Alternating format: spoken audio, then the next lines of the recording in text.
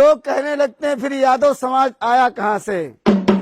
बहुत से लोग उल्टी सीधी बातें भी करते हैं, लेकिन हम आपको शास्त्र की बात बताएंगे कि यादव वंश ये कैसे बना था। कहते हैं भगवान श्री कृष्ण की 16,108 रानियां थीं, लेकिन 16,100 उनकी गोपिकाएं थीं, उनमें से जो 8 थी वो उनकी पटरानियां थीं।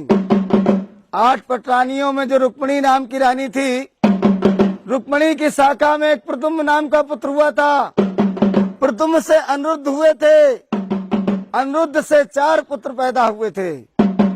वो कौन कौन से पुत्र हुए थे? गज, चाड़ूराव, दड़पहार और तिवाहू नाम के 4 बेटे हुए थे। यहीं से अपने यादव समाज का बंटवारा होना शुरू हो गया। जो गज के वंशज हुए इनको बिहार की गद्दी दी गई, जो यादव के नाम से जाने गए साहब। जैसे बिहार में लालू प्रसाद यादव हैं, ये यादव वंश के यादव हैं साहब। दूसरे पुत्र जो चाड़ूराव हुए थे, इनको हरियाणा की गद्दी दी गई थी। हरियाणा प्रांत में अपने यादवों को राव साहब कहा जाता। वहाँ पर यादव अहीर कुछ भी कहते रहो, यादवों के घर नहीं जा पाओगे। जब राव साहब कहोगे तब यादवों के घर पहुँच जाओगे।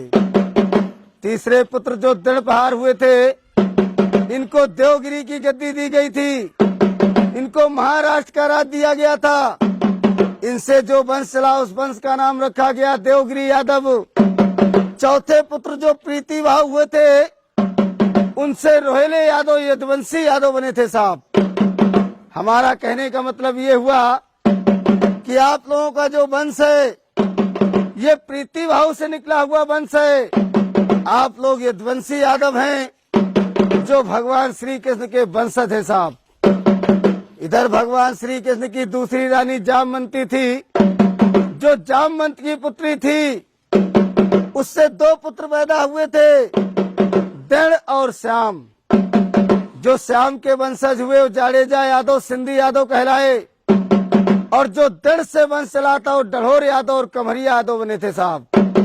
जैसे कि मुलायम सिंह यादव हैं, भी कमरिया वंश के यादव है साहब। इधर बलदाऊ जी की शादी राजा रेवत की पुत्री रेवती के साथ में हुई। इनसे निषद उन्मुख नाम के 2 पुत्र हुए।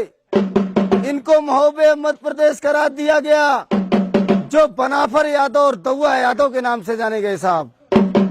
ये जो अलाउद्दीन थे बनाफर कुली के यादव थे। इधर एक चकेरी का राजा उद्यम घोष हुआ था, जिसका बेटा हुआ शिषपाल घोष।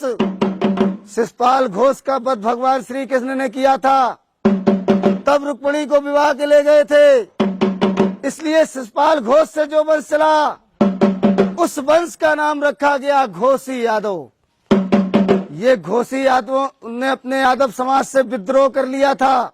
भगवान श्री कृष्ण के वंशों से घृणा मानने लगे थे, इसलिए इनके वंश पे अकाल पड़ गया था। इनके राज पुरोहितों ने इनको बताया था कि जब भगवान श्री कृष्ण के वंश में जाकर तुम वंश बजाकर भिक्षा मांगोगे, तभी अपने कर्म से उद्धार हो पाओगे। तब से आकर के घोषी लोग वंश बजाने लगे थे। वहां से घोषी समाज कहलाया था साहब। ये तो सुनाई वंशावली, कैसे चंद्रवंश बना, कैसे यदुवंश बना, कैसे अहीर नाम पड़ा, कैसे घोषी, कमरिया, ग्वाला बने। अब एक मिनट के लिए अपने यादव समाज के हम कुली बताएंगे कि यादवों में कौन कौन सी कुली होती है साहब। गोत्र तो सभी यादवों का त्रि है, लेकिन कुली सबकी अलग अलग है साहब। जैसे कि तुम्हारे ज्वारी है, राव है, दौआ है, किसनौट है, मजरोट है, घोसी है, कमरिया है, डढ़ोर है, गिरवरिया है, नागरिया है, ग्वालवंशी है, ग्वाला है। तुम्हारे पचोमार है, वाईमार है, दादा मार है, काठ है, दिसवार है, सुकरिया है, पापट है, बरतरिया है, रोरिया है, उधैनिया है, रजबनिया है, ओड़ा है, भुसिया है, बानरे हैं, नुनेरिया है, रहेस कुली है, लौदिया है। तुम्हारे बजुर कुली है, तुम्हारे जो बजुर कुली है, बुंदेले हैं, भाटिया है, निकोम है, शिमला है, सुनकट है। तुम्हारे डांस कुली है, रूखड़ा है, दुर्ग है, सिकरवार है, मैना है, धरोर है, कटा है, गुच्छार है। तुम्हारे भुरगदे हैं, पमटे हैं। तुम्हारे राणा कुली है, कारे हैं, तुम्हारे दिसवार हैं।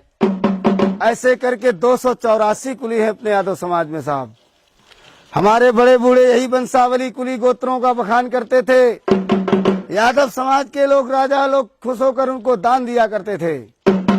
लेकिन अब राजा तो बचे नहीं भैया, इसलिए गांव गांव जाकर अपने यादवों का बखान करते हैं साहब।